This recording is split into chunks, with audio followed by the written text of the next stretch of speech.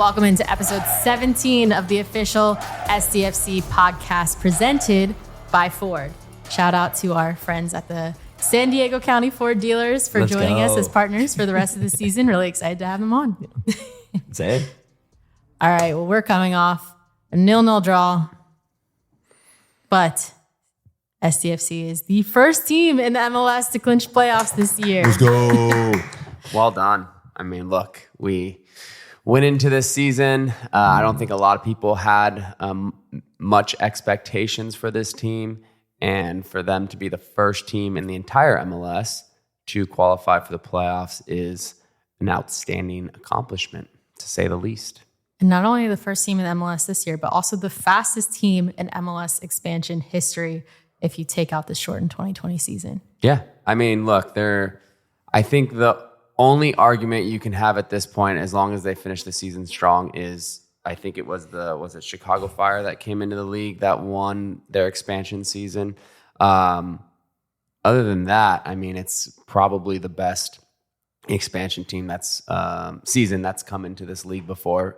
And it's not done yet, right? So for sure the best regular season. They got to keep going though. I know St. Louis had a decent little season one year. So excited to see these final 6 games, right? Yeah. How they do these final 6 games. Yeah, it's feeling good. And there was, I guess, the ultimate lull that we had this whole year was when we lost the 3 away games in a row. And then we come back and we say, we're not going to lose when we're away again. So it's almost gives me more comfort knowing that there's been some highs and lows with this team as opposed to just going straight up when you think the bubble's going to burst. Yeah. And again, as all the coaches have come in and said, is every time that we don't play our best, it's a learning opportunity. It's it's a time for us to look back on what we've done and how to improve, and also look back on things we've done well and try to perfect them. So just the whole trajectory seems to be doing well, especially with the amount of players that we can bring in and off the pitch. Yeah, we could talk a little bit more with Frank about kind of how the Portland game went and how it ended 0-0. But I do think it, as a positive, you get a point at home. Of course, we need to start getting, more wins at home. And I think we're flip-flopped with a home and away right now. But at the end of the day, like we've always said this too, you got to keep your lows higher and your highs a little bit lower. So 0-0 tie, they'll take it. They got the point. And I think Mikey touched on that, that we qualified for the playoffs and here's to the future and see what it holds. Yeah, Mikey always, obviously, after a draw, this team is so competitive, it feels like a loss. But this is Mikey following the draw versus Portland. Now, the score is a different situation. 0-0, they're happy, we feel down. But that's good. Es bueno que nosotros sentimos eso. Because that means that we're building something here, guys. We're really developing something here. Now, big picture. We said from the beginning we wanted to be a team that fought playoffs. And you guys have overachieved in every single metric in terms of that. Because we're the first team in the league to qualify. El primer equipo para calificar para los playoffs. We're the fastest team in expansion to qualify for playoffs. So we have to take that also because that point is important. That point is still a point that moves us in that direction where we want to go. Now what? ¿Y ahora qué? ¿Y ahora qué? That's my question to you guys. Now what? And now we go for more. We go for more. And that starts in the training. Yeah? Good job.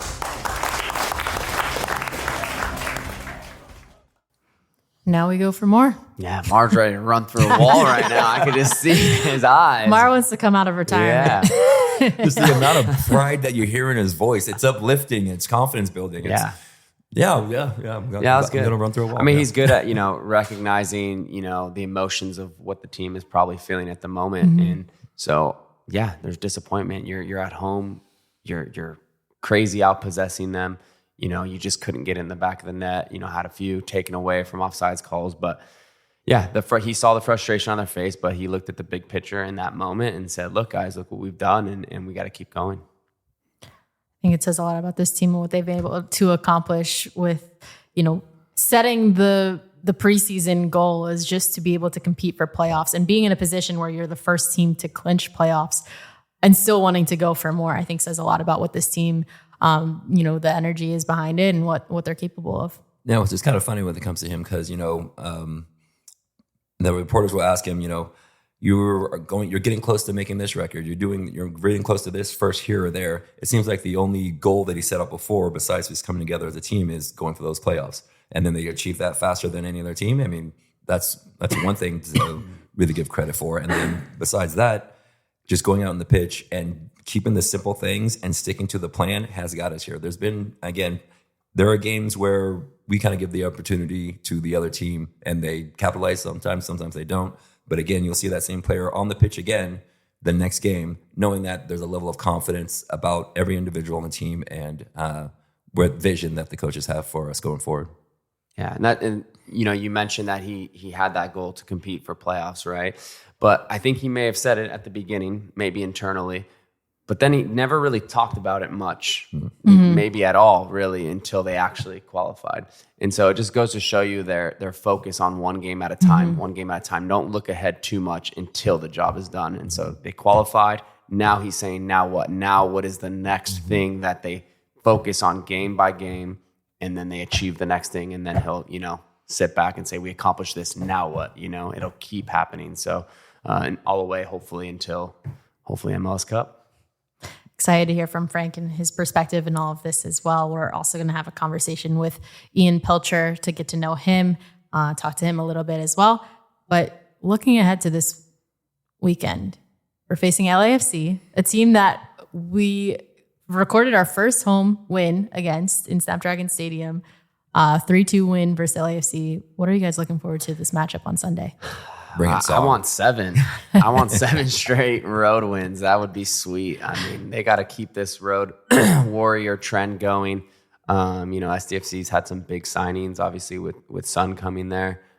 Scored a nice free kick last game. It's going to be tough. I mean, they're a team that has a lot of star power, and no matter where they are in the standings, they're always going to be a top team in the league based on their approach. So it's just going to be fun. It's going to be a high-powered game with 2 Southern California teams. And we love playing against teams from California.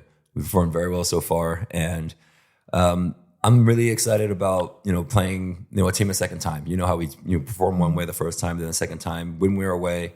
I'm kind of excited to see what the guys do. I'm excited to see what the lineup's going to be. And we're going to go out about it with the same mentality and intention. So I'm excited for us to see us play our game against like a rival, and it's just going to be that much more competitive and hyped. Yeah, it just feels like a bigger game, right? Yeah. LAFC, they're a big club, just up north to LA.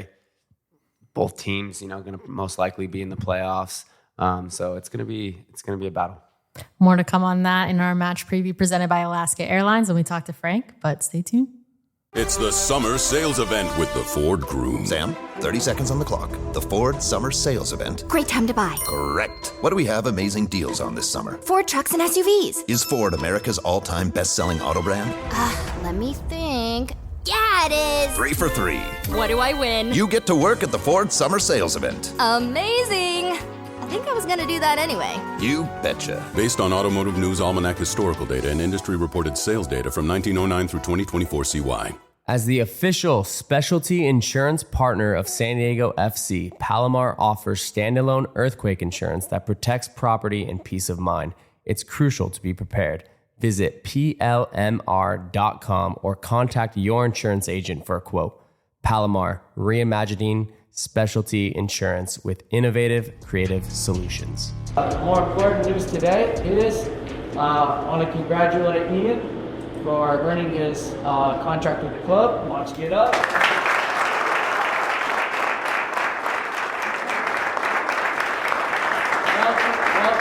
Officially for earning a contract. It's not easy. I think he needs to give a speech, no?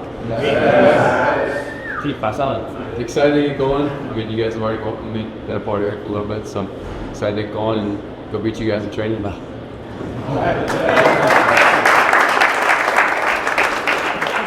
Okay.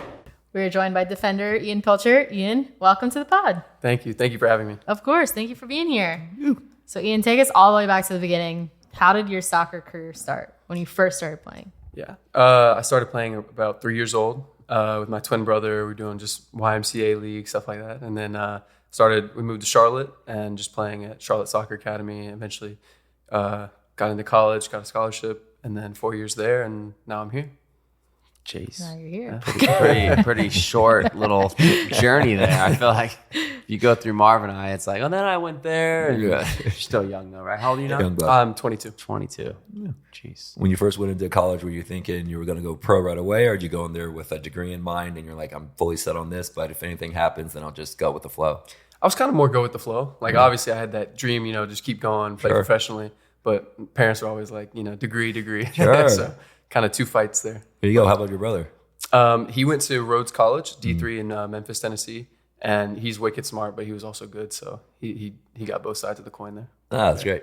What was it like growing up with a twin brother kind of pushing you playing soccer at the same time? Yeah, it was awesome. It was always competing, which is why I think we both ended up making it and playing really well. But it was never a dull moment with the twin. Who's older? He is. By? Like 20 minutes. It was a long wow. time. Yeah. He's holding I did not want to come out. Apparently. Nice. Do you have a favorite memory of growing up playing soccer together? Yeah, I think it was when we both were playing center back at the same time and we passing the ball back and forth. It was just nice having him next to me. So Nice. All right, now bring us back to the moment. So you are drafted in the draft this year, and then you come to San Diego, and within like a month or so, you end up signing your first professional contract. We showed at the beginning of this podcast the video of you getting announced to the team that you signed. Take us back to that moment. What was that like to be able to have that contract signing moment? it was incredible. Like kind of like your dream is coming true, and it was great. I think I said something to the team, and I was like, "Oh, see you out there at training." And I was like, "Why did I say that?" You think back on it, you're like, "Why did I say that?" But it was incredible, and like everyone was super nice and kind and welcoming, and I think that gave me what I needed to do to go out and earn it. So it was great. They surprised you, right? Was that a surprise, like meeting in Tyler's office? Yeah, it was a meeting, and I was like, it could be something good, but it might just be like, oh, we need you to do this more. But it was really nice. So yeah, sometimes you're getting called into the office for usually a bad reason. Yeah. Like, hey, we're gonna let you go. Yeah. It's been nice, but so that's good. Did you? At what point did you feel when you were in college, like, okay, like I think now is the time where I think I can play at the next level, or I'm starting to get interest here, or did your agent say, hey, I think you're gonna go, late in the first round or whatever it may be? Yeah, I think it was at the end of my junior year. We had just had a really great season. We lost to Clemson in the NCAA tournament. And I was, my coaches were telling me, you're generating interest. You got to keep going. And I had some time in with Charlotte, and I realized I could play at this level. Okay. But it depended on my senior year. You trained a little bit with Charlotte? Yeah, with Charlotte FC, their first and second team. And nice. So, yeah.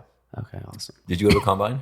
Yeah, that's where me and Manu met, actually, yeah. Okay, yeah. So I was going to ask you, like, how is the Combine like these days? Because Sal went over to Germany. He didn't go to the Combine. I went to the Combine, and it was just 4 teams, and you played against each other. That's it. Now I hear you have interviews with coaches and things now? Yeah, that's crazy. So the 2 teams pretty much, and it's probably similar. You're just getting a lot of game time. But then you get back to the hotel, and there are interview sessions with, if MLS teams want to interview you or however that works, you're talking with your agent to get in there. So yeah, it's like you're just on all the time. So it's going to keep moving more like how the NFL does it. Sure. Where they just like... Yeah, there's no tests that need to be taken, did you guys do testing? Or we did a little bit. We did the 40. We did like the 05, 01, some jump testing. Okay. So, I'm going to get it all around. Okay, Yeah. gotcha. How do you think you excelled at any of those? I think I did all right. I think from a basic, physical standpoint, I was all right. And then from a playing standpoint, it's hard because everyone's trying to earn their contract, Sure. You're also trying to play together. So take me. So you're going into draft day. Okay. What is your thought process? Are you like, you have no idea who showed interest? Did you have like good interviews with certain teams and then you were like surprised that they passed, or like talk about that a little bit? Yeah, I came home and my parents were like questioning me, like, who'd you do well with? Yeah. They were like, rate each interview, and I was like, Yeah, that's what I would do. Tell me what happened. Like, they were like 9 out of 10, 8 out of 10. Yeah. So I had a couple good things. Then my agents were telling me something, but you never really know. Yeah. So every time that something goes by another pick, it's like, oh, did I do as good? Yeah. So yeah, it was very nerve wracking. Okay. In San Diego, did you meet with them before? Yeah, I spoke with Brian, Okay. and he was great. He was a great interviewer. Okay. He asked me at the end, he was like, I got 3 hard questions for you. And he's like, what's your favorite ice cream? And I was like, oh, this is great. I belong here. We'll have to have Brian on the podcast. You guys get to meet him, because this just makes so much sense. What did you answer? I don't remember. I think I said Oreo, or like cookies and cream. Okay. That got him on the team right there. You mentioned that you met Manu at that. What was that experience like? It was good. He was so like easy to be around. Yeah. Great guy. I think he was injured. He got injured there, so he didn't get to fully showcase. But he was still so great with what time he had. But super nice guy. And now fast forward, you guys are, playing together. You were part of the youngest backline in MLS history together. What's Bringing that been like? average up. What the heck? My bad. Yeah, it was great. I think both of us, we had a lot of time in training together, so we really gelled. And I think when you have young guys, it's just like you can bring youthfulness and you can bring energy that mistakes you can kind of cover up for. So it was nice. Yeah, so that would go like in a couple ways. So physically, you can make up for it, but mentally, having such a young back line, you guys relying on each other, it's almost, I would assume coming in first, you might not have the same amount of confidence that you had as your senior year in college. But we just spoke to Frank and about how he wants to instill a certain level of reading the game and a certain amount of confidence between the players. So when you guys were asked to start that line, I'm assuming you guys were just like, we know what to do. We can probably read each other's minds at this point. So when you got out there, did it just kind of flow as you thought? Or was it more difficult than you thought? Or was it easier because you're going against these opponents that you don't see every day? So you're like, oh, we got these guys. I think it was just as what we thought it was going to be like. Because we, like Frank said, we just instilled how we were going to think and just stick to the principles. And that's what was going to get us through the game. And I think that's what made it all really easy it wasn't easy, but made it easier for us. Just like we all have our principles, we can stick to them, and that's how we play. And that's awesome. I got a question. So are you, to describe your style, you're a younger center back when you got Manu next to you and whatnot. Is it one of you, both of you? Who's like the communication leader with it? I mean, you guys both being young, I can imagine that being maybe the piece that is maybe the hardest to get out of you. Yeah. Because you're young, you're on a new team, bright lights, and now you have to step up and be a leader. How has that been? It's been different. Yeah. And harder for both of us. I think we both share it pretty evenly and equally. Okay. There's moments where maybe I speak a little bit more and he deals with a lot of things on the ball. And then there's times where he's speaking and I'm going into pressure. So I think we both handle it well, but it's something we both definitely can get a lot better at. Yeah. And are the coaches, is there a specific thing that the coaching staff is on, you guys about reminders? Like, because I would imagine a lot of the stuff you're doing now is a lot different than maybe your habits that you had in college. So, yeah, sure. Are they on you like, hey, you got to be side on, to drop quicker? Like, what is it that they're constantly kind of reminding you about? Yeah, every day. It's just in training. I think in the game, they let us, Okay. just stick to what we do. But in trainings, it's about body shape. It's about staying on the right line. Okay. It's about playing central, just our values and our principles. Okay. But it's just constant, keep doing that. Nice. What's been the biggest adjustment for you coming from college to now shifting to the pros? Speed of play. Yeah. I think it's just the high intensity that everyone plays at. And it's just, if you can either adapt to it or you can't. And that's why some guys stay here, some guys don't. Obviously, I think it's like, anyone's success story to be able to come through college, get drafted, and then come to a new team and be able to perform, as well as you are, sign a contract, be part of this team in this historic season. What would you say to kids that are kind of coming through college, having similar goals of wanting to achieve these things? Like, what is like your process, and what would you say like has helped you the most in this? Yeah. I would think it's about like being humble and knowing that you don't know everything, like not saying like, I can definitely make it at this level, saying like, okay, what can I do to get better to be at that level, And then even when you make it here and when I didn't have a contract, I'm listening to Franco, Patty, Chris, and they're telling me advice, and you got to trust them and, lean on their expertise a little bit. Nice. So That's very wise of you. Yeah. And you talk about speed of play. Do you think is the speed of play faster at training than it is in the games? sometimes, yeah. I know here we play at such a good quality level on the ball, so sometimes it is a little bit faster. So I think it preps you well for the game, though. Exactly. Yeah, that's what I was thinking. Smaller You can pitch, see it on the too. pitch. Yeah, you can see it on the field too. It just looks so smooth. Sometimes games, and obviously now, like in the game, you're so locked in and you've worked on it all week, and the game's so much bigger, and you have a lot more of the ball than maybe you were expecting. So it's like last game, for example, you guys have 70% possession. It's like, and you just have to focus on the time you don't have the ball, transition moments. But other than that, you're just playing and keeping it simple. But for me, practices were always like when guys are flying at you, when they want to play your style and they're pressing, it's tough. You mentioned kind of learning from some of the older guys. Frank, when we were talking to him earlier, talked about Chris specifically and said he's very vocal. He's talking to everyone on the line. What have you learned from, kind of getting to see how he trains day in, day out. You just mentioned getting to get some advice from him. What's the biggest thing he's taught you? Oh, what haven't I learned from him?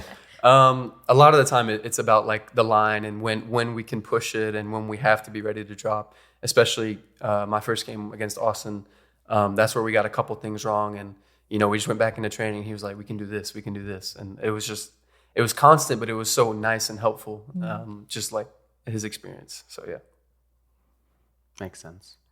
All right, take us back. You get to start on the youngest backline in MLS history next to Manu, and you also score your first goal for San Diego FC. Yeah. Give us the breakdown. How did that happen? It was off the corner, and it just went over and goes to Bombino, and what a great pass by him, that's what we train, exact play. But the ball comes to my feet, and I'm not one to like take extra touches, so I was like, I'm shooting it. If it goes in, it goes in. And I saw a gap, and I just hit it, and luckily it went in. And you almost lose consciousness for a second. It all goes black. And I was gonna go celebrate, and then I was like, "Oh, someone's getting the ball. We can actually go and score another one." So I turn around. Yes. And then a couple guys were mad. They're like, "Ian, go celebrate." But defender mentality. I was gonna say you immediately went and then went to go get the ball back in position to play. I think about it, but yeah. Pro mind. Next time. Next time. Exactly. I think that game was that also the game that your family was in town for? Yeah, that was the first time they've been back to San Diego, and they were in town for it, and they were special. Apparently, Willie saw my mom in the stands, and she was almost jumping over the railing. Oh, no way! They were holding her back, hey. So we've had a couple moments I feel like this year where family members have gotten to be there through special moments. First goals, special moments. I think Chris too. Maybe his family was there in town for that game. Yeah. It's really special. What's been your favorite moment so far? It's hard to say like the first goal or maybe like your first start or whatever, but I think just every day here is incredible. Like you truly like walk in every day and you love it, So probably just every day, yeah. That's a good answer. That's a really good answer. All right. We've got some fan questions for you. And some teammates submitted questions for you. We'll do the fan questions first and then we'll end with the fun ones. So the first question is, what inspired you to start playing soccer? I think my older sisters. I think like seeing them play and then maybe my dad coaching them. I wanted to just be a part of that and be a part of family conversations with that, and then just your natural love of the game as you get older.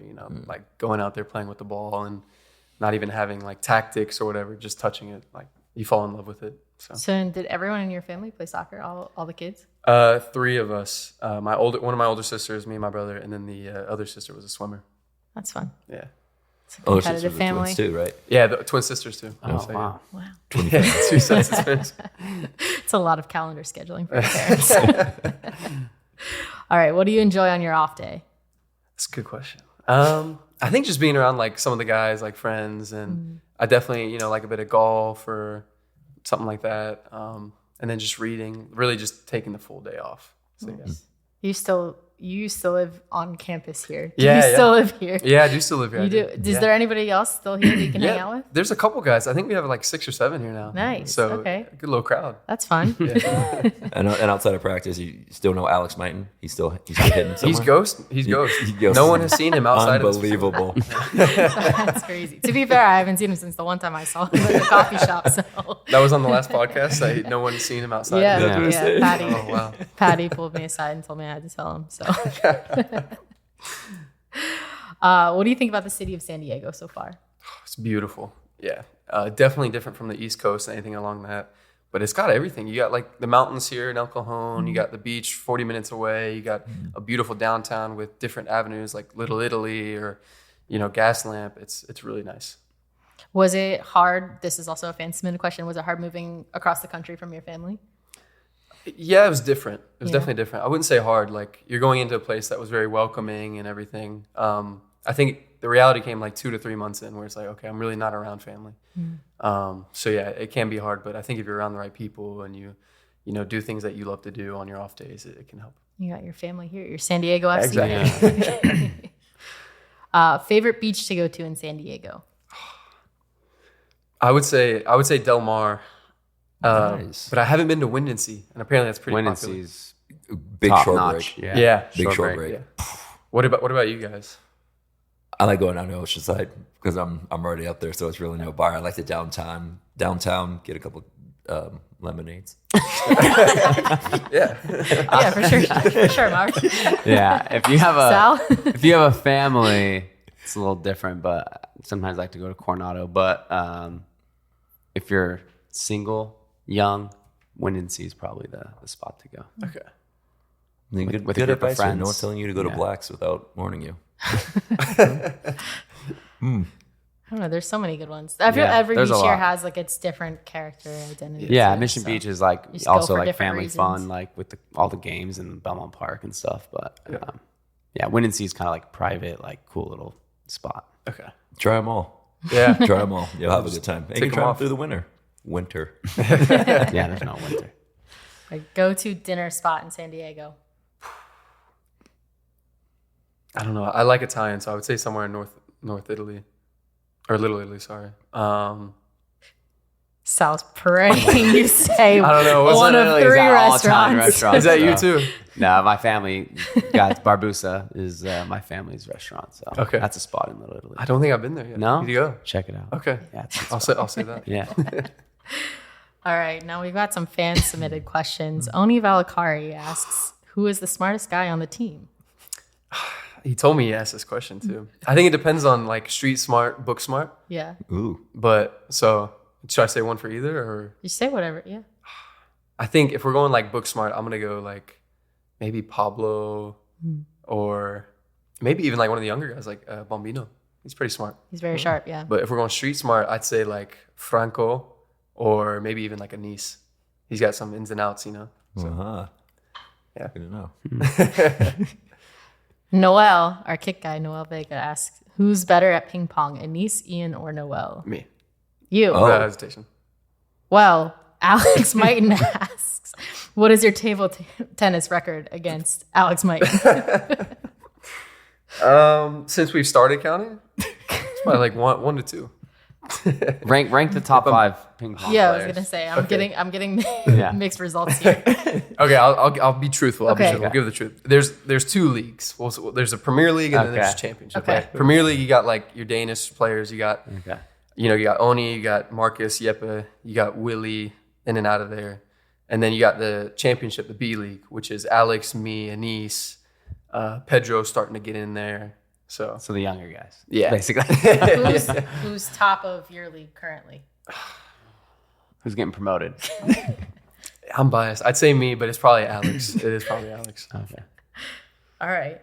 What about Luca Bambino? Because he asks, are you working on your forehand? What are these questions? I think my forehand's good. I think it's the backhand that's worse. Okay. But Balmino can't talk. He's he whips He's the the ball. one off to the side. Yeah. Like, making his Yeah, exactly.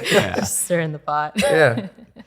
For those who don't know, there's a table tennis table in the locker room. So, It's a big. Sounds it's a like big. you guys There's have- big controversy there. okay. All right. Who's top of the Premier League? I would say Marcus, but he takes breaks, Okay. so he comes in and out. You know. Okay. So Like a fighter. I won like a couple weeks ago. I'll wait till someone works their way up to me. yeah, exactly. All right. And then we got one more from Eli Pilcher, who also asked a question to Alex Mighton. Who is the favorite child? It's him actually. Really? No, our parents would say they don't have favorites, and they don't. Well, there you go. Nice. Wait. All right. Well, that's all we got for you. Thank you so much. Hey everybody, this is Darren Smith. I host a radio show called SDFC Midweek Live. You can hear it Wednesday nights, 6 o'clock on San Diego Sports 760 and anytime on the iHeartRadio app. Join me, Adrian Garcia Marquez, Warren Barton, SDFC players and staff. It's the only hour on local radio dedicated 100% to San Diego Football Club and the beautiful game. Big news from 18 Threads. New merch is available in-store and at 18threads.com. So whether you're heading to Snapdragon Stadium or just repping SDFC around town, 18 Threads has you covered. Stop by Mission Valley or shop online at 18threads.com. All right, we're joined by assistant coach Frank Hjortebjerg. Frank, welcome back. Thank you. Good to have you on the pod. Miss you.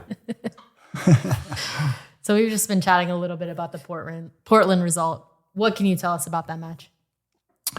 We were quite happy with a lot of things, but it was clear that we missed creating those very big chances that could give us the goal.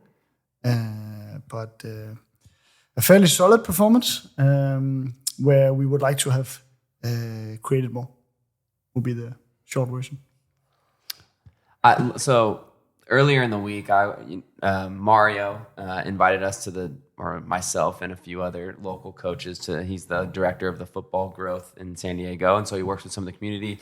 I was able to, kind of check out the game plan on how to press Portland before. And I also noticed some unique things. So I wanted to ask you, based on that game plan, to lock them into one side, they like to build out of a 3.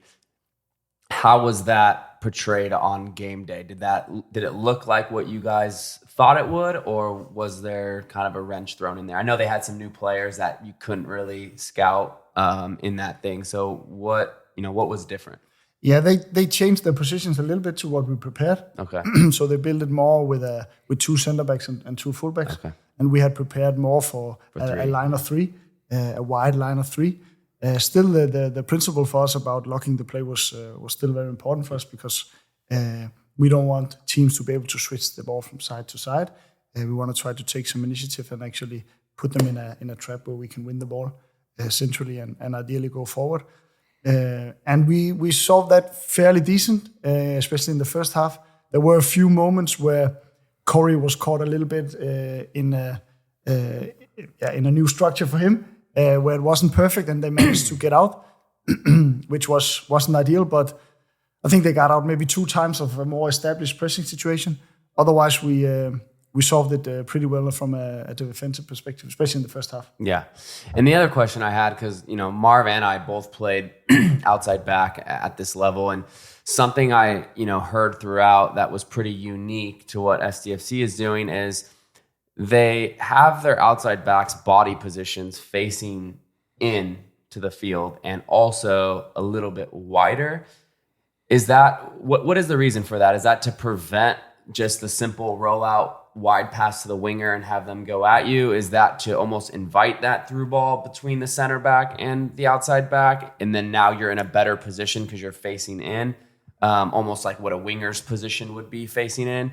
Can you just touch on that a little bit? Yeah, for sure.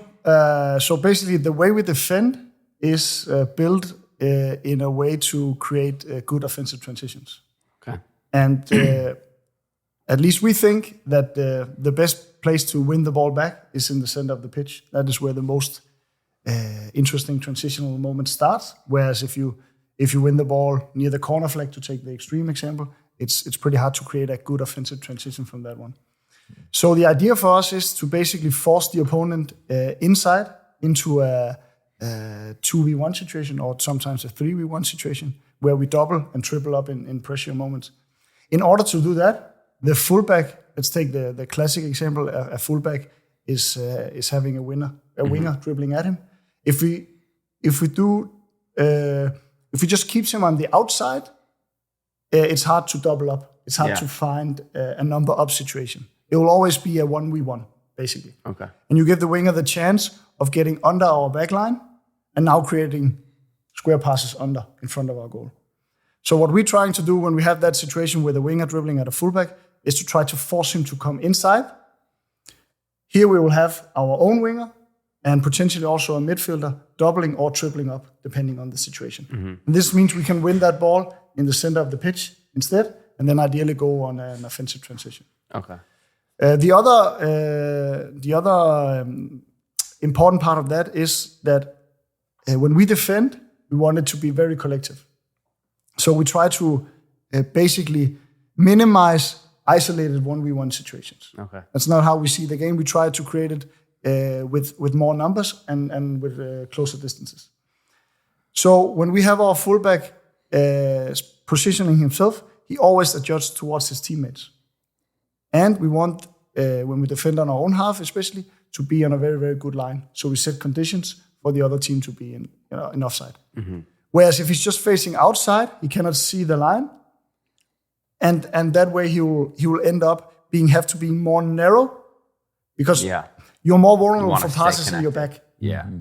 You're always more vulnerable for passes in your back. Mm-hmm. So if you stay wide as a fullback and you face inside where your center back are, then that pass between center back and fullback, that's the pass to anticipate. Yeah. And that's the pass we want to anticipate, win, and then go forward. Okay. But of course, what we basically train and try to focus on with the fullbacks and the backline is to be good game readers, to anticipate the game. That's why we don't man mark on our own half, for example, because we want to be in between players. When you try to make a pass and we can intercept that pass, that is where the good transition starts. Yeah. If I'm man marking you and your teammate passes to you and we end up in a duel, that transition will not as often be as good as when I intercept the pass. Yeah. So there are many things connected to this. And ideally, we have a tactics sport, so we can go around with the guys.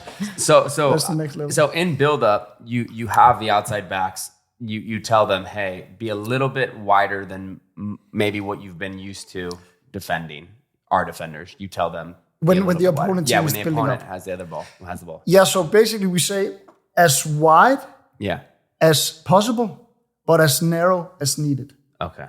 Because it's very easy to just say, let them pass around you, Yeah. And then you and me as a center back in football, we can hold hands and then we can make sure they never pass. They go wide. Yes. Then they will for sure go wide and go around us. And again, then we open up for passes under our back line. Okay. That's not what we want. We want to intercept passes before they break our back line. In order to do that, we need to share those spaces better. And that's what we mean about developing game readers, because now we put ourselves in positions between the opponents, and now it's about anticipating the possible pass options and being first to that pass. Love that. I've seen, because I noticed that. I noticed that last game after hearing it, right? Yeah. And I've noticed that the young, especially Bambino, was doing it a lot, where he's just like really good body positioning, facing his back line, ready to kind of anticipate that through ball between the center back. And now thinking about that, I've just noticed I have so many pictures in my head of him picking off so many balls inside those, try to get those through balls and him picking off those passes. So I just found that interesting, being that I was an outside back. That little tweak, I would have liked to play like that as a player, because I didn't like tucking in all that much, anyways. I love my one-on-ones. Going outside with me. Yeah, see, opposite of Marv. So it seems like defensively and offensively is about structured creativity. You kind of give an idea, but kind of do it in your own way. And then you talk about how, that is largely based on each individual's way of reading the game. We tend to bring in players and then they're on the pitch within the next week or so. Does it take time to, teach these other players how to read the game the same way that the rest of the SCFC does, because they've been together for so long? Is it something that they might need to be taken aside and you kind of give them a rundown on what is to be expected? Or are you like, trial by fire, we got a game coming up, we're going to put you on the pitch to see what you can do? So I can remember one of the first podcasts we did when we spoke about this, learning the style of play and the principles. And I think I told you guys that one of the unique things is that the players didn't have anyone to lean upon, apart from Marcus and Jeppe, which was the only guys who had tried it before. Now at least we have players to lean upon. There you go. So that helps enormously, because now the other players can guide with a bigger confidence and a bigger knowledge of what's going on. But I work a lot with the defenders and the fullbacks, and we've had quite a few fullbacks coming in, and we have like a curse of a right fullback where if you play as a right fullback, you're probably getting an injury. So we've had I basically have created like an onboarding theme for the right fullbacks, because now we've played so many games that we've had the ability to create a lot of basically a library of our defensive principles and how it looks like in the game. So we have the theory, and we have different presentations, and we have talks like we just had here explaining the theory behind it. But now we can actually show them pictures from our own games, with Bambino, for example, doing a defensive turn or having a certain body position, so they can start to see, okay, that makes sense because this happens, and then now I can defend with my center back in this and try to be first to this space. And so we are more equipped than we were in the beginning, both in terms of knowledge on the pitch and on the training pitch, but also in terms of just having being onboarding a lot of players and having actually a library of videos we can now show and clips we can show and like a best practices kind of things. So it makes it easier than it was in the beginning. Oh, that's great. I mean, it obviously looks like, because we have all these players that come on and they make a difference directly as soon as they get on the pitch. So it has to be more than just, the coaches talking to them and saying, we need to do this in this situation, we need to do that. Whereas if you're actually on the pitch, they're clearly moving and they can actually see the flow and feel it. And then it can actually just become more comfortable when they're actually in the situation. Absolutely. I mean, if you look at a guy like Chris McVeigh, for example, if you take 5 minutes and just only look at him when we defend, he's communicating to the entire back line because he has a fairly good grasp of the principles, the distances, what we want, what to anticipate, how we should move together. Whereas in the beginning, he had enough on where on earth am I going here? What is this crazy coach you're telling me? But now we're starting to free up resources to also coach each other and guide each other, and that helps enormously. Looking ahead to what this team has been able to accomplish, how much does that help going into the rest of the season? You've got this new group in from the transfer window, and you're pushing. You've got 6 games left in the regular season. What does that look like from your perspective? Yeah, man. I mean, for us, it's just we focus on the next game and the next training and try to improve and try to get better and getting the guys who joined us most recently, getting them fully on board and getting them ready to play. We know it's been proved a lot throughout the season that we will need everyone, and everyone has to be as well prepared as possible. So we try not to focus too much on what's coming up in a month or in 2 months and how will that look like. For us, it's just all about today we have a training. Let's try to make the most of it. Let's try to develop the team the best we can. Then we play against LAFC. We try to perform to the highest level, and then we do it all over again.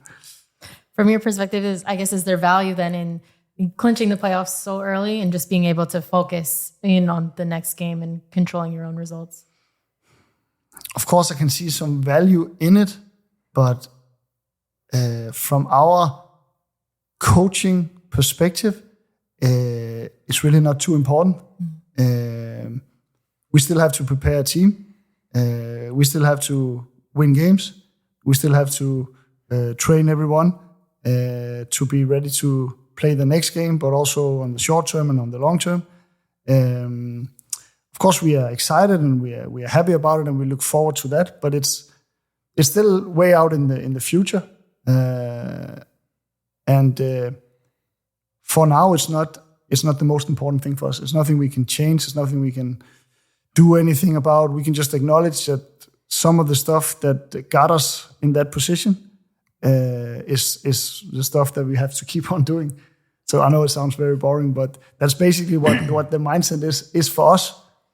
Yeah. I mean, it's just total focus, right? It's just everything you've been doing all season, and then if you keep doing that, then the results will come after the fact. Basically, is what you're saying. I mean, you're preparing just like you would any other week. Every game is just as important as the next one, and so you're focused entirely on this next one. And then if you take care of that, everything else comes after that. So, yeah.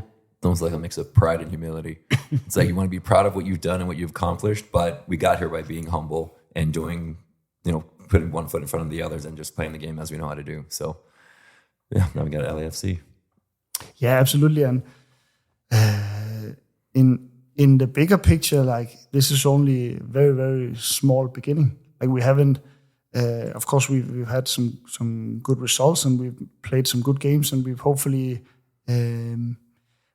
created good experiences for the people who came on the stadium to watch us play, and we've developed some players in a good position, but we haven't accomplished like anything yet. Yeah.